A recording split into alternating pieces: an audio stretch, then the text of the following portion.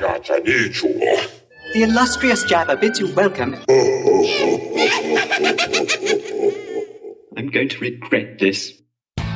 I'm Pete Mitchell. He's Peyton Jones.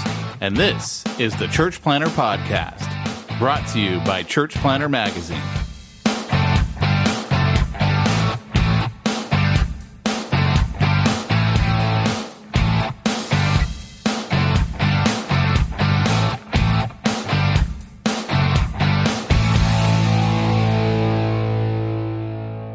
Hey, Church Planter, this is Pete Mitchell. And who's stupid, by the way. And this is Peyton Jones. What I love is I text you, Raised by Wolves is stupid. And your immediate response back is, you're stupid. I'm like, I'm not 5. Dude, I'm watching that stupid show because, and I knew you and I are so different. Outside of Star Wars, we have almost like nothing in common. You know what I'm saying? Yeah, that's kind of true. Did you like Prometheus? It was all right. I didn't think it was great. See, I'm obsessed with Prometheus. Why? I think everybody else is stupid. How could you morons not see the genius? That's how I feel about Prometheus. Then, when he makes the sequel to that, I can't remember, Alien Covenant, to try to like give the fans what they want again. I was like, oh, come on. Like, you made a genius film. And then the next one. What did you find was so genius about Prometheus? Okay. So if you go back and watch that from the very first, there's this God thing that he's playing with, right? All about being the creator. He makes the android. The android starts off saying things like, so in a way, I'm more brilliant than you are. Like, I'm a higher form because I've met my creator, but you haven't, right? So the whole thing is they're going to meet their creators. So, I mean, there was just so much in there about God. Like, if you wanted to riff off of our relationship with God, and then the way that he takes the alien goo, right? The whole kind of premise of it, the underlying premise of these aliens are going to be part android, part flesh. There's just so much there, and I go deep on Prometheus, man. So all the criticisms, I'm like, it's like when people criticize the Bible, you're like, oh, it's easily dismantled. You're thinking surfacey. I think we can all agree, though, that Raised by Wolves is a truly stupid show. So, okay, so I'm curious. What did you not like about it? Well, I didn't like, from the very beginning, all of it. I don't like the that characters. Narrows it down a bit. I don't like the outfits. Yeah. I don't like anything. When it first starts and they're all moving all nerdy and stuff, I thought the same. Like, when it first kicks off, I'm like, oh, I'm not going to like this. This is goofy. And then I could tell why you liked it. I mean, come on. It's between the atheists and the religious people. I mean, was ripped off a bit from Robert Jordan Wheel of Time, where they had like the Church of the Sun and they worship the sun god. Like that's all been done. That was ripped off. The white cloaks, that was all ripped off from a fantasy novel. A big part of this is Monty Python. All of them are wearing Monty Python outfits. The dude with the helmet are. The dude with the helmet, every single outfit they're wearing, I'm like, this is truly stupid. But Peyton wants to talk about it. I will, but that Peyton wants to talk about it on the podcast, and he's not making me read a book. So okay, I'll watch the show. I appreciate that because there's whole podcasts that have spawned off this. Like, you and I, when we find a show we agree on, we need to just start a podcast. On it. Well, Walking Dead, that was probably the only one. But even then, we were both like, I think we disliked the same stuff. Oh, we love the same stuff on that show. Yeah. I think Walking Dead probably would have been the only show. Because you and I both went nuts over Terminus. We thought that was amazing. Terminus was cool. That freaked the crap out of me and you. Yeah. Like when they go running by and there's all the skeletons. And oh, gosh. That was so creepy. Andrea, back then, before Negan came on the scene and beat everyone with a baseball bat, she's like, yeah, I didn't know if I could keep watching after Terminus. And I was like, I was all in. It's okay, That's so how it would be. It's okay, Maggie. I'm good. I'm still okay. Eyeballs hanging out of his head. I'm like, Yeah, that was a good show. It was a good show. Do you think they're going to bring Rick back, or is he going to be in this new spinoff? 3 movies. He's in 3 movies? Yeah, 3 movies. There's a 3-movie arc where they will bring Rick Grimes in, and he's flown off in the helicopter, so they had plans for that. But COVID's kind of jacked everything up. I mean, I've hated this new spinoff. Have you seen the new spinoff that started a couple weeks ago? No. Yeah. What is it? World Beyond. Walking Dead World Beyond. I'd probably like it then. Yeah, you probably would, because you don't have, I'm not going to say publicly why I don't like it, but I hated Fear of the Walking Dead. It starred Californians acting like Californians during the apocalypse, and I just can't stand that. I can't take it. I don't mind Fear of the Walking Dead. Yeah. But I think it's funny that they've killed off everybody who was in season 1. But except for that's one good. guy. I might like it because that one, the main character, I don't remember what her name is, but she always has a stink dead. face. She's dead. Oh yes. Oh, yeah, okay, I'm going to watch it again because she. You know who they brought over to it? They brought stink Morgan. Face. They brought Morgan over to it. That's what I heard. To save it. I could probably get on board with that, but it was her stink face all the time. Every scene she had stink face, and I was I just can't handle stink face anymore. It's so funny because there are certain actresses that my wife and I will watch, and we're like, these women would be so pretty if they would just smile. They're always mad or upset, and it's like, just smile. You're a beautiful person. Can't you smile? Hollywood has this kind of weird. You and I have been around truly tough people. A, there's my brother. B, there's Navy SEALs that have been on very high-profile missions. Refuge Long Beach. Anyone who's dangerous there, they don't walk around like this all the time. Dangerous people don't, and they don't talk about how they're bad. I'm bad, That's not how tough people truly act. Tough people are usually pretty reserved. They're pretty calm. They're pretty chill. They're usually very polite. Yep. And they're dangerous. Very. And so I have this. I always think to myself, Hollywood, you portray this image of tough people that's annoying to me because I've been surrounded by very dangerous people for a good chunk of my life. And I don't,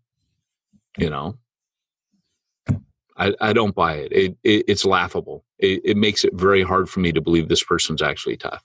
Right. So, yeah. But Raised by Wolves, you got to get to the end. If you didn't like Prometheus, if Prometheus was okay. Why do you say it has something to do with aliens? Is it it's getting there. Is it in the Aliens saga? Okay, so it's only rumored, but once you see it, you can't unsee it. And particularly as you get to the last 2 episodes. See, what I find just absolutely asinine is they lived there for 12 years and now all of a sudden they're seeing this animal. It's like, what did you see? Did you watch? Because I think there's 10 episodes, right? Yeah. What animal have you seen? What animal have you seen? The one that they started eating because they couldn't eat the food. It was too radioactive. Oh, right. Yeah. Okay. Yeah. And I'm like, yeah, I don't know. I was like, how can you live there for 12 years and not see that animal? Do you think it might have something to do with that big, strange-shaped object sitting out in the desert doing weird things? That might have gotten somehow activated? I didn't think that. And I want to know what the holes are for. I want to know what the holes are for. Yeah. Like these perfectly shaped pits. Do they explain that? No, and that's what I love about it. Is it's like a typical Ridley Scott, where people got to remember, Alien comes out, we didn't understand the half of it, and each Alien movie comes out, and you're like, oh, okay, so this corporation is really evil. The Wayland Corp is just totally evil and wants to weaponize. You don't get. They start unpacking little by little. You don't understand how are their eggs there, right? And then they explain the Queen. Each episode, you get a little more and a little more. And what I love about this is it's typical Ridley Scott, where you get enough to like kind of mess with your head, like Prometheus. And Ridley Scott said Prometheus, he goes, I messed with people too much. They thought they were just going to get an alien origin story. And he goes, and I made them work. I provided mystery. It was meant to be a trilogy. He's almost scrapped it, but he's going to bring part 3 in now. I hope he goes more Prometheus, because as much as the outcry was, there's actually more people they found that loved Prometheus than loved Covenant. And I just think Prometheus was a misunderstood masterpiece. I can watch that thing over and over. Yeah, So. Covenant, they changed too much of the story when all of a sudden, that airborne toxin could like change their bodies like too quick. Like that What's interesting about him, so Ridley Scott has gone on record. Welcome to Church Planner Podcast, by the way. Ridley Scott, if you're new here, this is what we do the first 30 minutes, then we get into church planning. But what Ridley Scott actually said was in the next film that he's working on, he said, androids are key to everything, which they already have been in the Prometheus timeline. David goes rogue, right? He's a higher form of intelligence in humans. They've already said he excels over his maker. You've got these I can't remember the name of them, but the race of aliens, I can't remember what they're called, but they basically were supposedly come from them, and they're always experimenting. That's what these aliens are. They're experimenting, and so they create the alien life form, and it backfires. They're called engineers. That's what they are. They're the engineers. They've engineered this form, and David kind of, he says he thinks it's a weapon, that they're developing life to colonize and, possibly a race to enslave. You get the impression when you get to, when they meet their makers, that the maker sees them as an abomination. And what he was actually going to do, they were going to actually unleash the alien organism onto Earth to wipe us out, because they didn't like us. They felt they had made a mistake with us. So Prometheus. Well, to be honest, they're kind of right. Well, so think about they should wipe out Earth.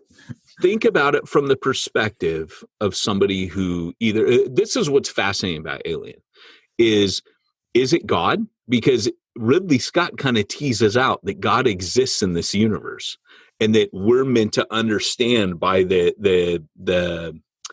engineers creating us, like that we're indirectly created by the engineers, but there's still God and faith is real and yada yada.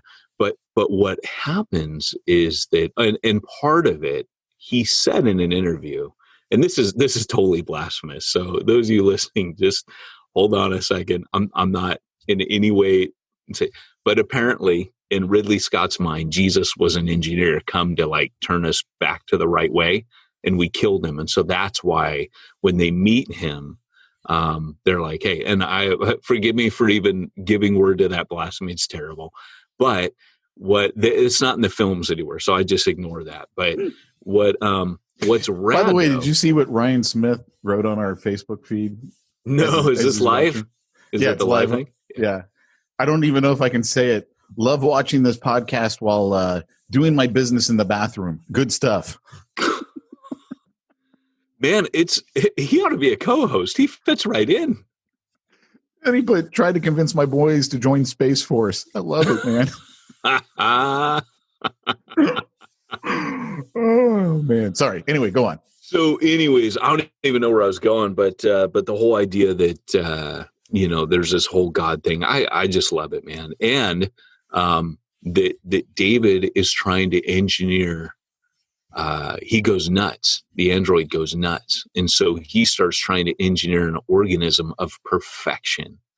And so he somehow mixes alien technology with Shaw. Remember, he kills Shaw. Yeah. And then he uses her DNA, her blood, to bio what is it? What do you call it when something is part robotic and part it's not android, but there's a word, bio something, I don't know. But he's engineering this being that's part android technology.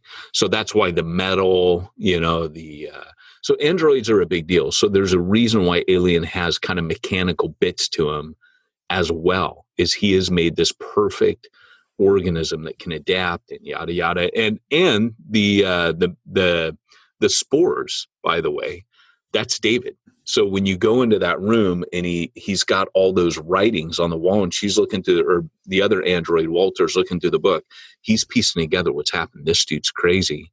and he's been engineering crap. The spores were engineered by him. Oh, I get it. I thought it was kind of ridiculous. Yeah, no, I get it. I actually, the first time I saw that movie, Covenant, I was like, what a waste. I saw it with then Ruben I watched Young. it a second time, and it creeped me out. I saw it with Ruben Young. Like a whole bunch of us went to go see it opening night. And I remember afterwards, we were all just kind of like, like that's how I felt. I was so deflated. And then I went back and watched it again. And I had to just ignore the like teen slasher film aspects of it that annoyed me, which is classic Alien. I don't know why I think because Prometheus, I was expecting the sequel to Prometheus, but there were elements of both. And the elements that were just super creepy is all the crap he made out of Shaw. And you see all the like where he sketched what he made her, like multiple versions of her. It's creepy as heck. And I was like, dang, this thing is dark. And so that's my thought on that. Wow, we took up 20 minutes talking about Alien and Raised by, at least I did. And still, we can all agree Raised by Wolves is stupid. No, watch episode 9 and 10 and come back at me. It changes. It's painful. It's really, truly painful. The whole time. Pretty sure I'm going to cancel HBO Max just because they made me watch Raised by Wolves. That was their sin, was making that series for you. You're done. You're dead to me. Well, the stupid part is, like, I bought HBO Max through my YouTube. I have YouTube TV. And you can't watch Raised by Wolves. It's the one show you can't watch on YouTube TV. They make you download the app, which doesn't, like, there's not a Fire Stick version of it, because that's what I use as a Fire Stick. So I literally have to watch it on my iPad. I'm like, I hate you guys even more now. It's so interesting because when you watch things like Cobra Kai, that existed on YouTube TV. And no one knew about it, really. Right. I mean, we kind of heard. Show. Yeah. Then when it hits Netflix, everybody's talking about it, right? Like Netflix is a way so to much go. Bigger. Yeah, Netflix that's a way to go. Bigger. And this thing, I feel like it's kind of like one of the best kept secrets of entertainment right Which now. Which one? The Raised by Wolves. No, you're stupid. Yeah, it's truly stupid. It's like the dumbest show ever. Did you not think it's so rad how, like, she's this weapon of mass destruction that's been, like, have you gotten to her reprogramming yet? How can she float? This is, like, not even real. So check it out. You're going to get to this if you haven't yet. They make the point that she's been deposited by aliens. Like the technology that the religious people used to build these androids, they didn't understand it. They just borrowed it, right? So they don't even know what she's capable of. So she is alien technology. She's not been built she's been built by the religious people as an android with some technology that they don't understand. Just like that thing. So they're worshiping aliens. These people thinking they're worshiping a sun god are actually worshiping an alien who came, ages ago and dropped down whatever relic. So they've got that relic that looks like that thing in the desert. That's why they freak out and go nuts over it. This is all alien technology. And it's meant to do something. So if you go back to Prometheus and you start watching the show through those eyes, you're like, oh, something. What was this planet for? Right. Mm-hmm. And it's got this similar kind of code as the other one's like Kepler. See, one of the big problems with Prometheus is it's stupid. Go on, Pete. I wouldn't say it's as stupid as Raised by Wolves. Yeah. I didn't find it like, I love Prometheus. But the dude who at the very beginning kills himself to like spread his DNA, like how he dissolves himself or whatever it is that he does. Yeah. It's like no one would ever do that. Literally no one would kill themselves. Right. But it's a religious thing for the engineers. The engineers are their own religion. And they make the point that Ridley Scott says an alien race made them. So they've got their own religion of these aliens, and they're worshiping that. So he's sacrificing himself in a religious ceremony. If you look, there's like it's almost like communion, like where they open the little thing and he takes, apparently that's the blood. The black goo is a blood from the alien species that made them. And and it morphs whatever it touches. It joins with the if DNA. If you can't figure that out by watching the movie, correct. Then it's stupid. And I've never heard that before. You're a I've film never heard major. that before. No, and you're a film major, and I watch too much YouTube videos on this stuff. But I love it. By the way, when I shower every day, there's two things. I either worship, pray, or watch stupid YouTube videos. Today it was the 4-hour epic cut of Last Jedi. There's a guy on there named Mike Zero, who I thought was a total hack till he actually predicted everything that came in the last, or whatever this last one was, the Rise of Skywalker. And I thought the whole time, this guy's just making stuff up. And he's like, an insider source tells me. I'm like, I'm not watching him before the next movie anymore because somebody's telling that guy stuff.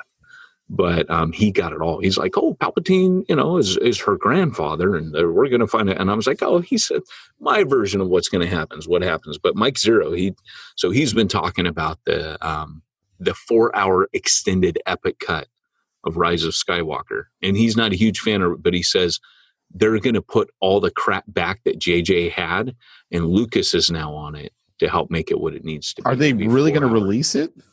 4-hour cut because they feel that they need to save the stuff. They know that they ruined it. As soon as Bob Iger is he the new guy or the old guy? I don't know.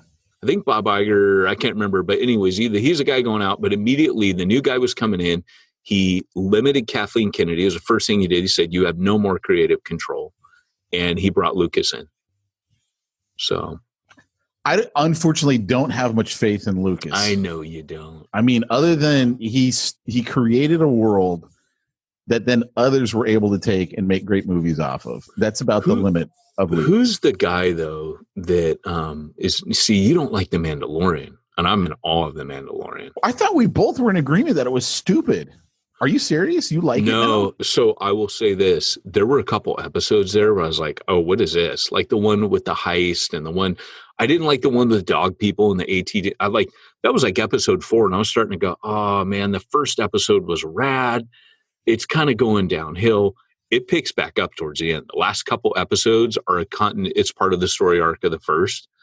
There are 3 episodes there. They're every bit as good as the best Star Wars movies. I mean, that IG-8, doing his thing. I mean, there was just some amazing stuff in there. The Jawa fight in episode 2, they had me, and then they started to lose me, and then they got me back again. So I need to officially end our friendship. And yeah, I'm sorry, Pete. Star Wars is stronger than friendship. After 410 episodes of the Church Planter podcast, it's going to be no more. I can't do it. That's how it happens, folks. That's what finally does it. Pete and I have weathered all kinds of storms, but The Mandalorian was the straw that broke the camel's back. We knew it would come down to Star Wars, and it's fitting. It's kind of like, when we're laying there, I'm glad it was you. That's what I'll say about What about Battlestar Galactica? Did you ever watch Battlestar Galactica? No, but I hear I'm missing out on some of the best writing on television.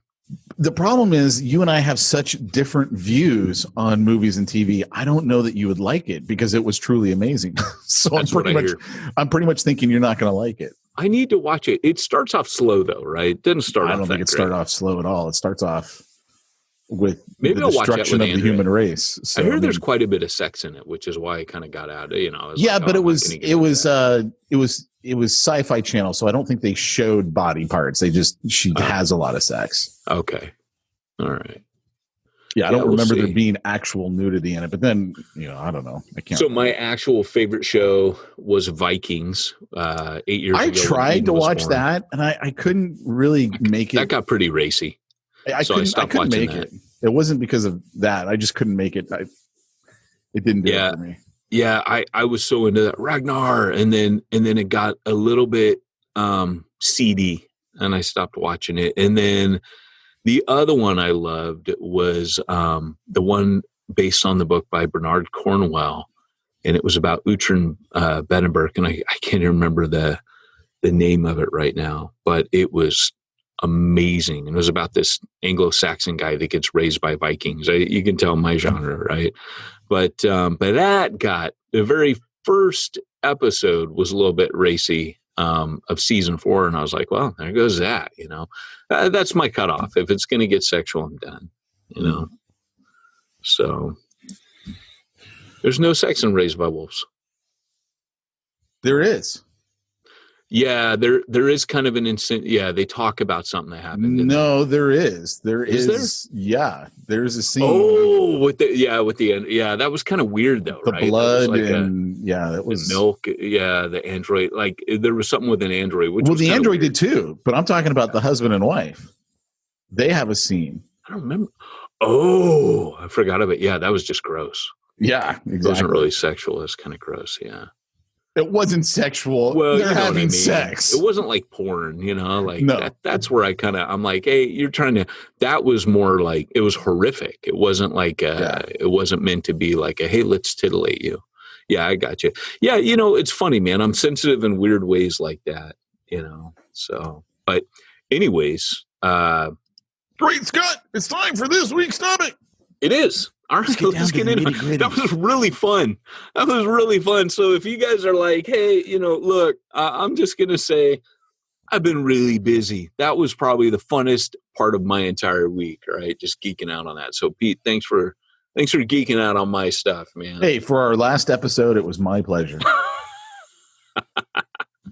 Well, for our last episode, then, it's fitting that we talk about the activities of apostolic planners.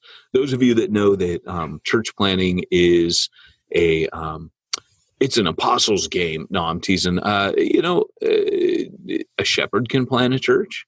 An evangelist can plan a church. When shepherds tend to plant churches, they call them house churches. Or, you all right? Yeah, sorry, muscle spasm. No, it's arm day. It's arm day at the Mitchell Gym, and yeah, you were over there flexing, huh? And then it went, and you went, oh crap! No, I had a muscle spasm. I'm like, stretch the arm out. Oh, yeah. So it's arm day, and not for me. But it's fat friend. I'm Pete's fat friend now. I've been walking every day with Andrea, though. Holy crap, that's doing something. That's awesome. Tell you. Because after writing a textbook for 16 hours a day. So anyways, all that to say, so, like when an evangelist plants a church, it tends to go mega, right? When a shepherd plants a church, it tends to become a house church, or it becomes a missional community. When prophets plant churches, they become Pentecostal. And if they don't have the right balance, it'll get weird. And when apostles plant churches, they become mission stations if they don't have the balance of the APEST on their team to kind of pull them back from the constant circus tent mentality. Let's go out to the next city and do the next thing. And so each of these have an inherent. All these roles can plant a church. Like there's nothing that says you don't. The difference between the apostles and the other parts of the APEST is it's kind of like Obi-Wan looked at Emperor Palpatine and said, Sith Lords are our speciality, right? Like church. Why did you have to refer back to one of the movies that is just Revenge of the Sith is okay. Come on. No, it's not. None of them are. In the pantheon of Star Wars, it holds an honorable place. If there was a way I could mute your mic right now, I'd mute your mic for this blasphemy you speak. I love Revenge of the Sith. So anyways, it goes on that, obviously all these guys can't. But Paul's activities in the New Testament kind of give us like a roadmap to understand if you're an apostolic planner, these are the things that are true to you, right? So think like Jeff Foxworthy, right? You're a redneck if, right? You would know you're apostolic if these 8 things are a part of what you do. So number 1, let me just say, I'll say them quickly, and then you'll get to kind of walk through them with us. Or should I throw out the tension slowly, Pete? Should I just piece it out and let people? I so love that Pete doesn't take any of this seriously. So I say that like knowing he's going to roll his eyes. So okay, so here's the 8. Number 1, he heralds the gospel. It's kind of obvious, right? He's going to preach a gospel. Man, Paul saw that as his first duty, by the way.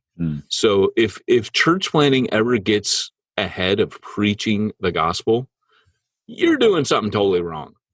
Number 2, he recruits, or she, we can say he, she, recruits and trains others. The apostle models bold, pioneering faith. The apostle plants churches. That does happen. They're really good at it. The apostle strategically sends. The apostle, number 6, pioneers cross-cultural bridges. The apostolic planner catalyzes mission. And number 8, seeds contagious vision. So podcast done. You can go.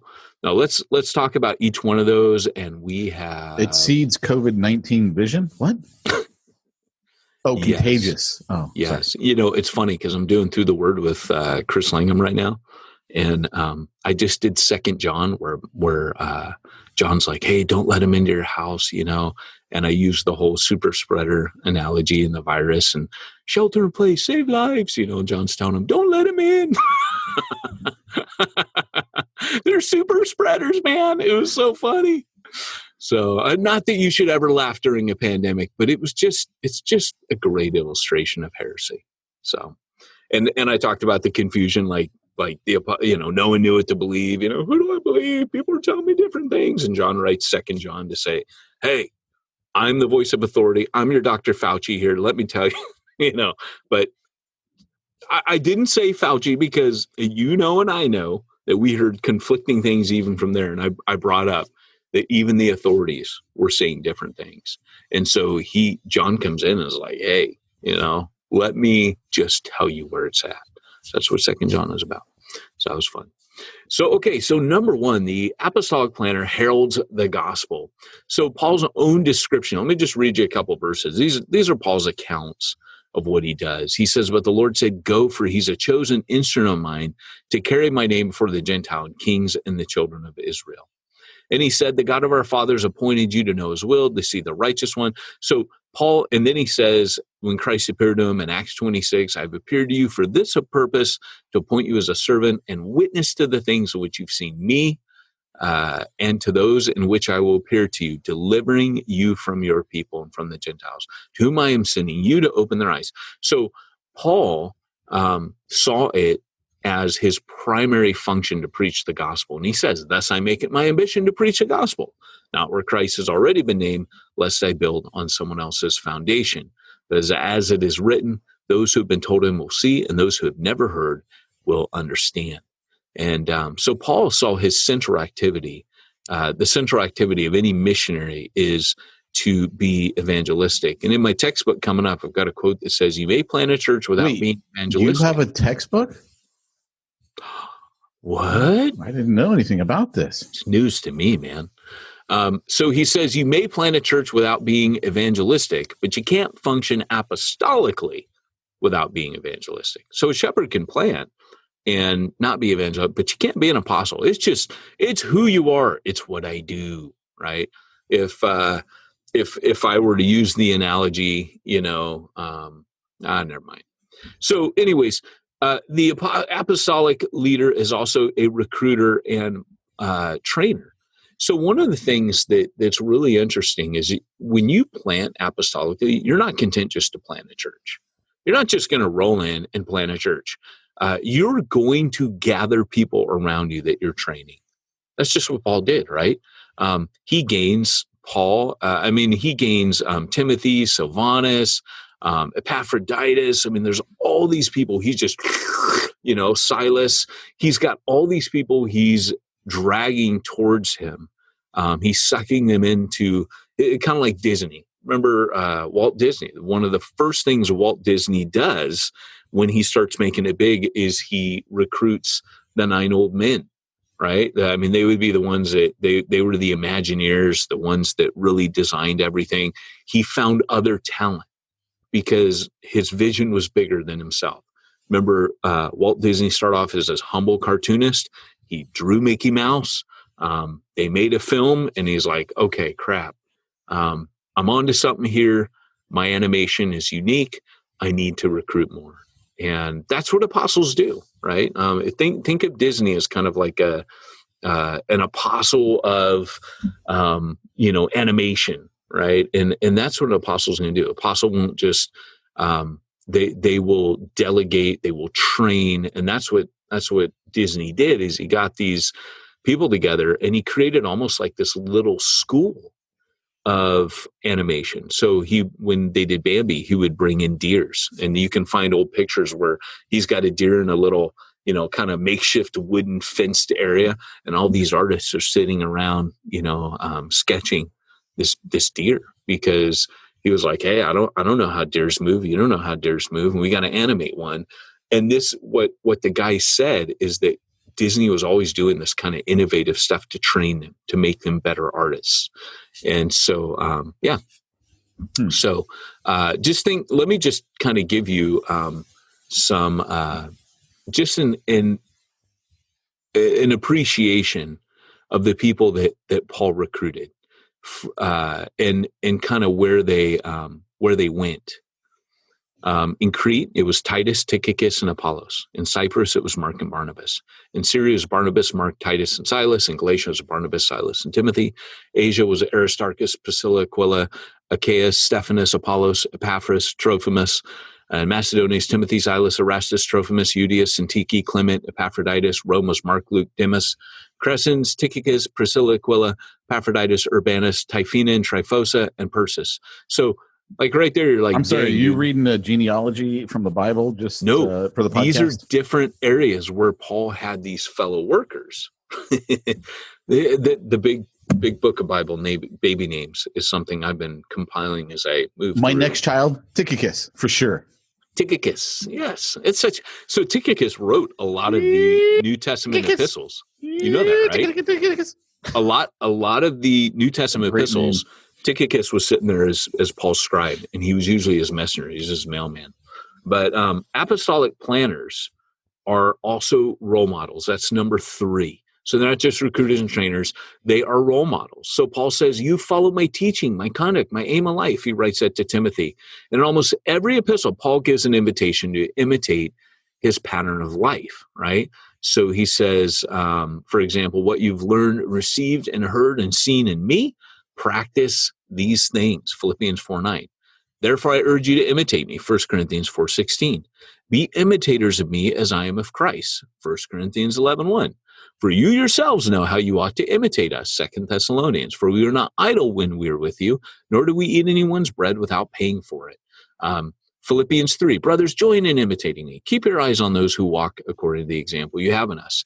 Philippians 4, what you've learned and received and heard me, practice, and the God of peace will be with you. So imagine somebody rolling in and going, hey, look at me and imitate me, right? Like we would see that as being kind of arrogant in our day, right? We wouldn't, but to Paul, it was important what you did, not just what you said. So to Paul, that's why he calls the false teachers empty talkers. They didn't live it, right? They didn't walk the walk. Paul very much was reproducing not teachers. He was reproducing apostles. He wanted them to do what he did. He wanted them to be what he was. He didn't just want them to carry a message. It was extremely important that they had the authority of someone who was putting their life on the line for the gospel. And that carries a weight of authority. You and I have talked about this, Pete, before, where like in 3 John, where he says, hey, support these types of people, make note of them, support them for, he says, they take nothing from the Gentiles. It's a great bivocational passage in 3 John where he says they don't take anyone's money. They just go do this. And he says, imitate them, right? Like go be like them, be like these missionaries. And so for Paul, he wanted to have people, the average believer, start thinking and acting like a missionary. So Paul was like, I'm going to model what all of you should be. And of course, that's part of the apostolic mindset in ministry, is to mobilize believers to be missionaries in their own gifting. And I've quoted this a million times on this podcast. I'm going to quote it again.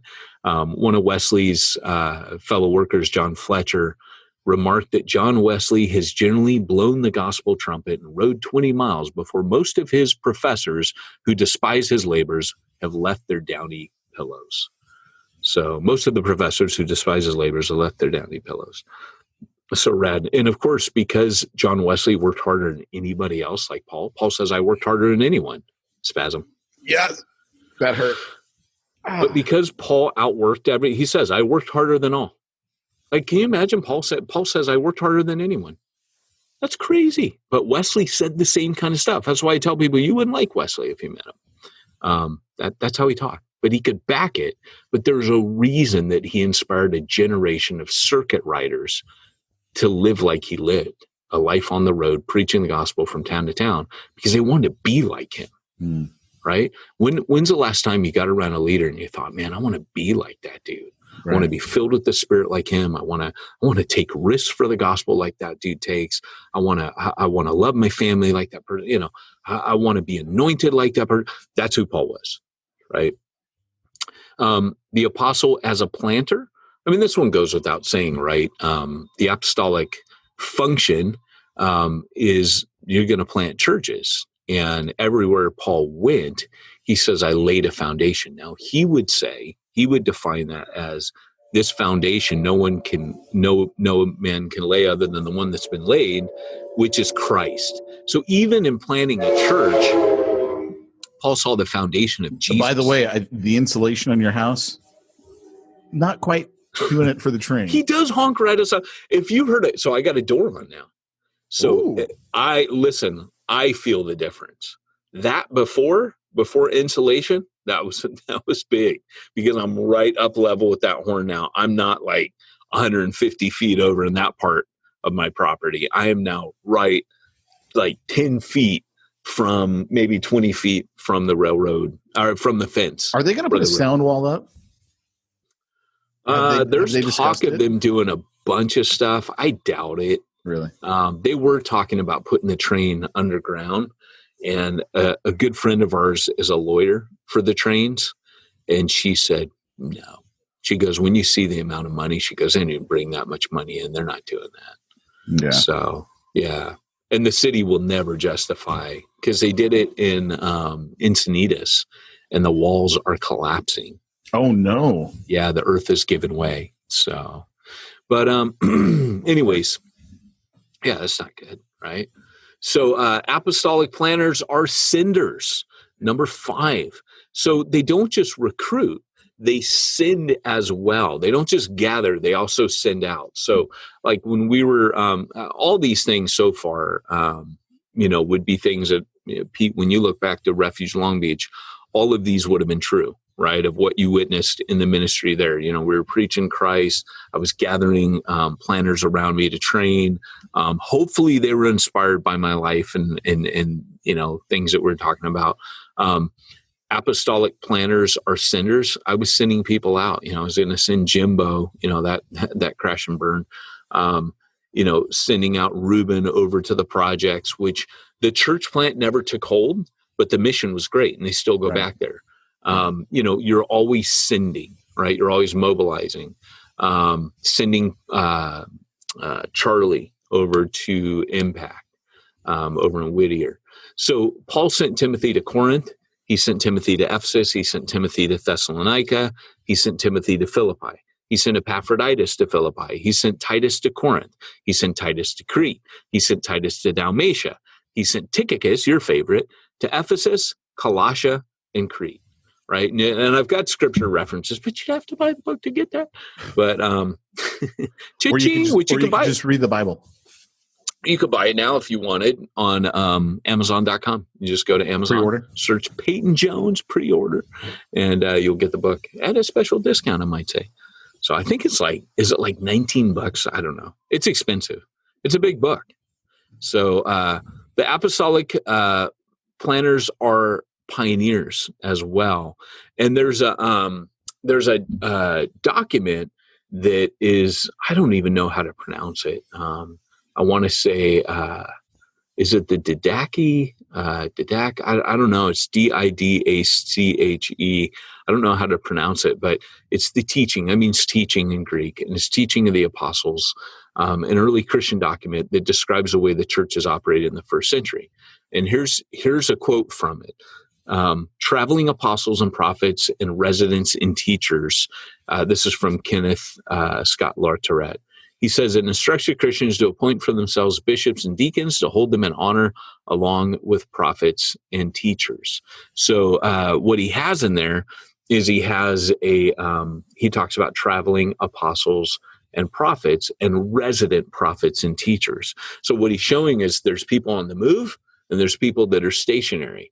So you have this kind of pioneer aspect in the very beginning. And so as pioneers, apostolic planners, they're wired for challenge, right? So when you see a pioneer's not, this is confusing to people because a pioneer is not wired for big numbers, right? You think Paul, oh, big numbers.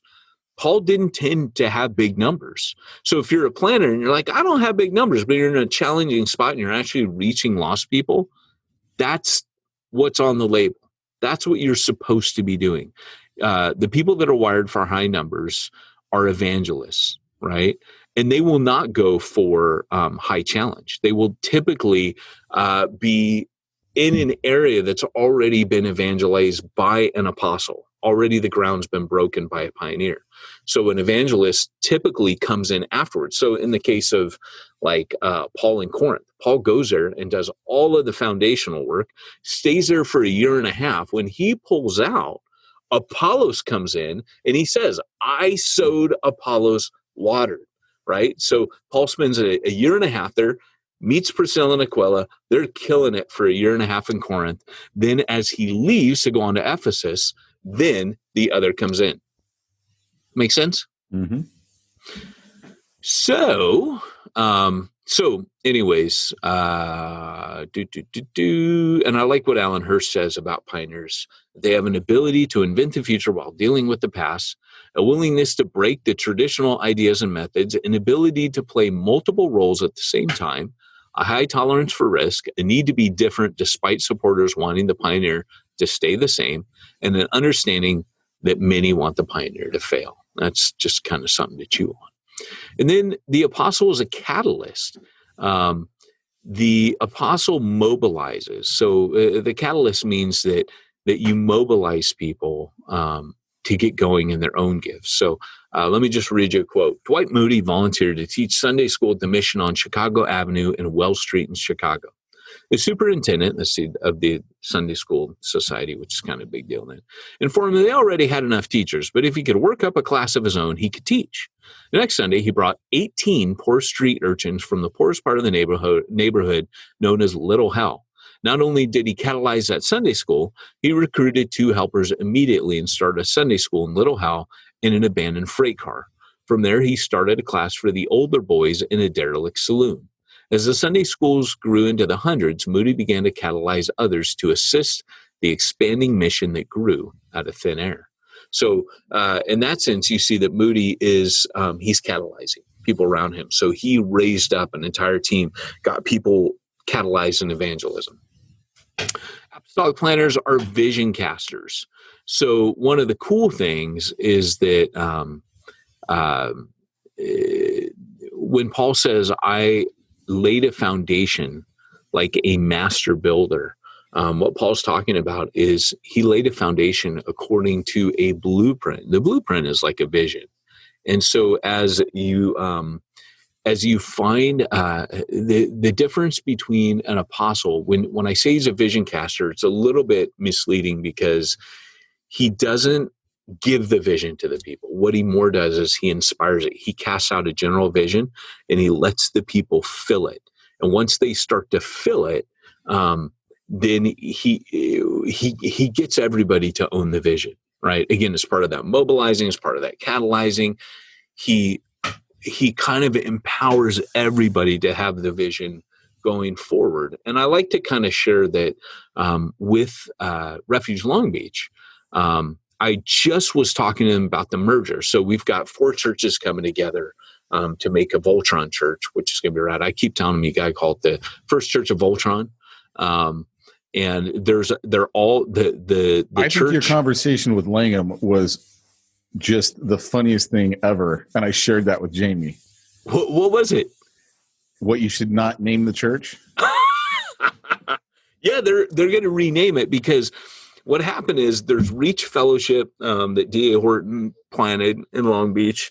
There's Refuge Long Beach, and then I don't remember the other one. But anyways, Refuge Long Beach is never going back to that park. I mean, as long as for the next foreseeable future, we're nuts in California. Nobody's issuing a permit. So the Department of Parks and Recreation already said you will not get an open air permit, A, because we will not allow you to host 25 people or more.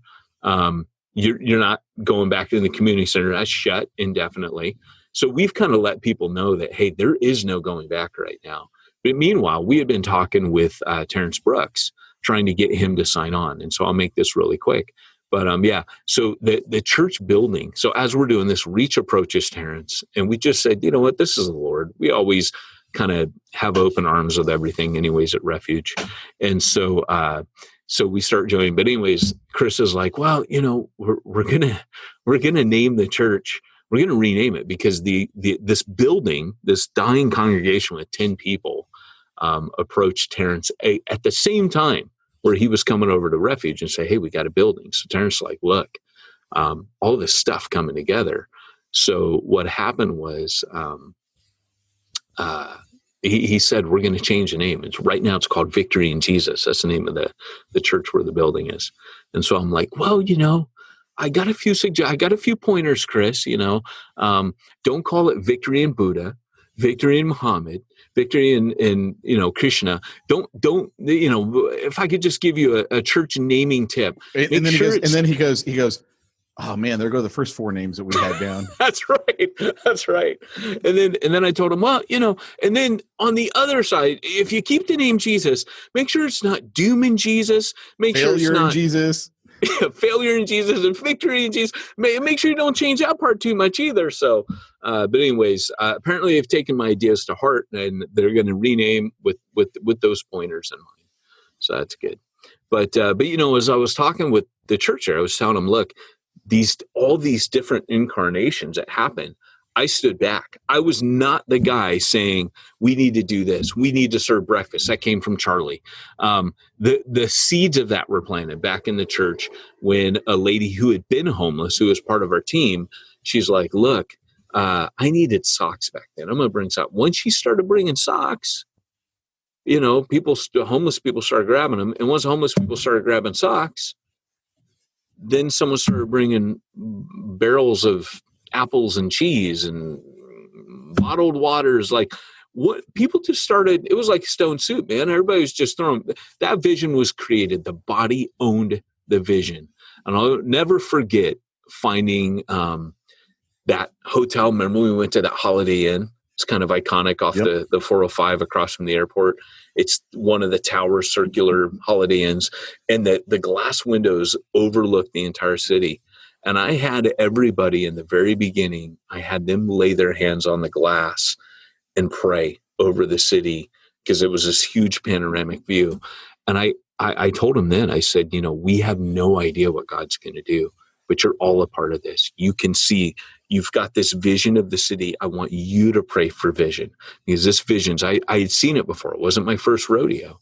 What I remember about that is I hated the name Refuge because it always sounds like refuse to me. Like refuse church, trash church, what? And everyone was like, it would have. Everyone was like, no, refuge, you know, because the Huntington Beach one's refuge. And then they're all gone. Like none of them stuck around. Like they fought so hard for that name and not a single one of them stuck around. I know. It's so true, isn't it? So true. So weird, man, the stuff people fight over. But hey, we're running out of time here. So Pete, you know, when you're doing all these 8 things apostolically while you're planting your church, you don't have time to be doing the bookkeeping and the tax compliance. What do you do, Pete? I usually live stream on Facebook while talking to simplifychurch.com. Nice. Oh, Josh Henry, if you're listening, we're thinking of you right now. He posted the greatest meme yesterday. Did you see that thing? No. It was this kid at the top of a hill, and there's this huge, like, San Francisco style hill. And then there's a pier at the end, and the little kid's, he's like 80, he's got a skateboard. Yes. He says, this is why kids need parents. And I put, that kid is a church planner. And then someone else put the comment on there and said, no, Peyton, because there's no brick wall at that pier. That's funnier. So I thought that was Benjamin Eckel for that one. A little shout out. But hey, just wanted to let you guys know, head on over to simplifychurch.com and tell them Pete and Peyton sent you. So you know we're still shouting them out and giving some love. And this has been Peyton Jones today with Pete Mitchell, reminding you, if you want to reach the ones nobody's reaching, you need to go where nobody's going and do what nobody's doing.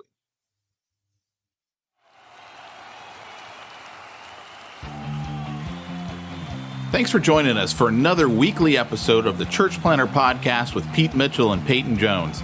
We'd love to hear your comments on this episode of the Church Planter Podcast. Visit us online and let us know what you thought at churchplanterpodcast.com. If you subscribe to us via iTunes and have enjoyed the podcast, leave us a positive review. The more positive reviews we receive in iTunes, the more iTunes will promote us to other church planners who would benefit from this show. This podcast is brought to you by the Church Planter Magazine, which is available in the iTunes newsstand or online via churchplantermagazine.com.